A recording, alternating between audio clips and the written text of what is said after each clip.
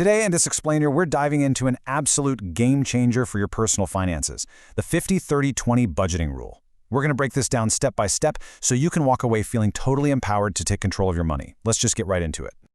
Right off the bat, are you struggling to save money every month? Let's just be totally real for a second. If you're nodding your head right now, you are definitely not alone. I mean, the cost of living is sky high, and figuring out where every single dollar goes, it's overwhelming. We all know that feeling of getting to the end of the month, checking the bank balance and thinking, wait, where did it all go? But what if we could structure your finances so it doesn't feel like this constant, exhausting grind? Here's our roadmap for today. We'll start with the savings struggle, then explain the 50-30-20 rule, look at when the rule breaks down, cover a realistic budget adjustment, and finish up with some practical steps to get you started. Okay, Section 1, the savings struggle and why textbook budgeting feels impossible. Look, for a lot of us, traditional budgeting feels way more like a punishment than a tool. Tracking every single penny, demanding absolute perfection, feeling guilty just for buying a coffee, it's exhausting. And honestly, that's exactly why most people ditch their budgets after just a couple of weeks. But the core philosophy we're focusing on today is that budgeting shouldn't mean endless restriction. A good budget isn't a financial prison. It's actually a tool that gives you permission to spend on things you love. When you build a system that anticipates that you want to, actually enjoy your life, you remove all that guilt. You aren't failing, you're just following a balanced plan. Moving on to Section 2, the 50-30-20 rule explained, a simple framework for your take-home pay. So, think of me as your financially savvy friend guiding you through this. The 50-30-20 rule is this incredibly popular framework, popularized by Senator Elizabeth Warren. Basically, it splits your after-tax income, and I really want to emphasize that, your after-tax or take-home pay, into 3 distinct buckets. Do not use your gross salary for this. Use the money that actually hits your bank account. Why is this so brilliant? Because it totally eliminates the headache of tracking every single little transaction. You're just managing 3 big buckets. Picture this, your income broken down into 3 clean slices.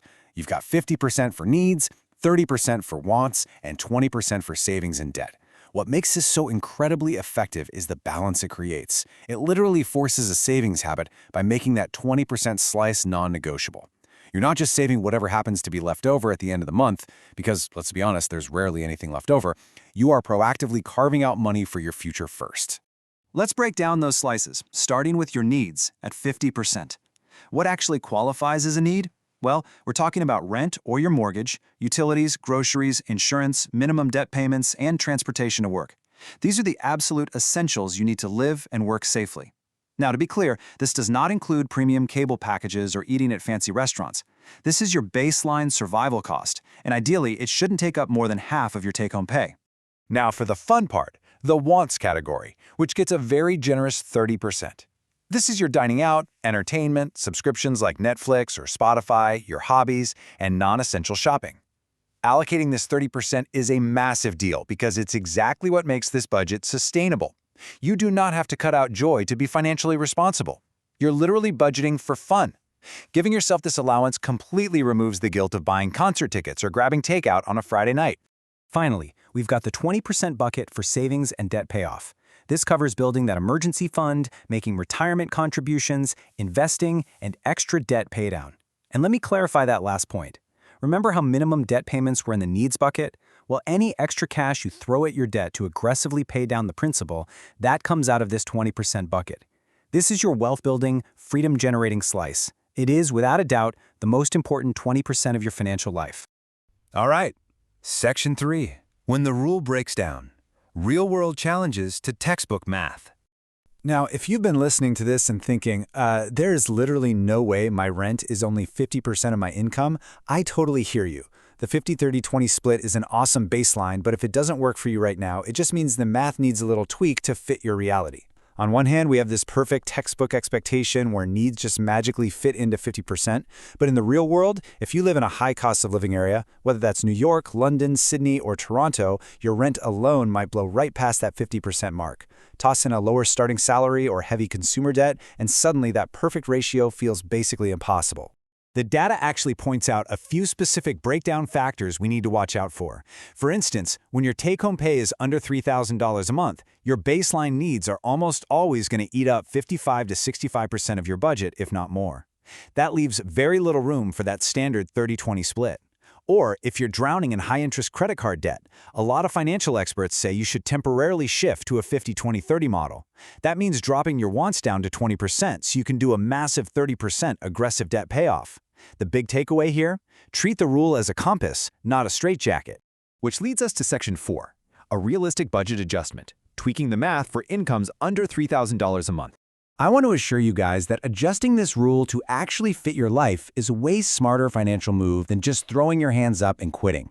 Instead, we can shift the ratio to a 55-25-20 split. So we bump needs up to 55%, dial wants back to 25%, and lock savings in at that crucial 20%. This gives you some breathing room for higher living costs without totally sacrificing your financial future. We're acknowledging that the basics are just expensive right now, while still keeping that wealth-building engine running. Let's look at the hard numbers. Say you take home $3,000 a month. Under this adjusted 55% rule, you'd have $1,650 for needs, $750 for wants to use on dining out and fun stuff, and you're still stashing away a really solid $600 a month for savings. If your take-home is $2,500, the math scales down nicely. $1,375 for needs, $625 for wants, and $500 for savings. Seeing the actual dollars and cents just makes this feel so much more achievable, right? The logic behind this adjustment is super practical. Needs get 5 extra percentage points because trying to force a 50% cap on rent and groceries when you're on a tighter income, it just leads to frustration and you end up abandoning the budget. Wants drop to 25%. And notice they are just trimmed, definitely not eliminated. Squeezing your fun money by just 5% is way less painful than trying to cut into your vital needs. And most importantly, savings stays firmly at 20% because protecting that compounding power is the whole point of doing this in the first place. Section 5. Practical steps to start and making the rule work for you today. Okay, this is where the rubber meets the road. I've got 3 actionable budgeting tips to help you make this rule work for you right now. Tip number 1, calculate and track your targets. Take your monthly take-home pay, multiply it by 0.50, 0.30, and 0.20, and then just track your spending against those numbers for one single month. Once you see where you actually land, you can adjust the ratio to fit your reality. Like we said, this framework is just a starting point. You are the boss of your budget. Actionable budgeting tip number 2. Start small and scale up. If hitting that 20% savings target feels like a total pipe dream right now, please don't panic. Start at 10% just to build a muscle. Then, as you slowly tighten up your variable spending, like maybe buying fewer expensive groceries or finally canceling that streaming service you never watch, you can edge that savings rate up by 2 to 3% every few months. You can ease your way into it. Progress over perfection, always. And actionable budgeting tip number 3, focus on consistency. I love this quote. A partial habit beats an abandoned goal. Honestly, that captures everything we've been talking about today. If you only manage to save 12% this month instead of 20%, guess what? You are still succeeding. Consistency, even when it's super imperfect, is the true secret to mastering your money. Building the habit itself is what's going to change your financial trajectory. Which brings me to my final question for you. How will you adjust your budget ratios today to start building that habit? I really hope this explainer has left you feeling empowered to find your own balance. Make sure to subscribe to Smart Money Lab for more personal finance tips. Thanks so much for hanging out with me and keep learning.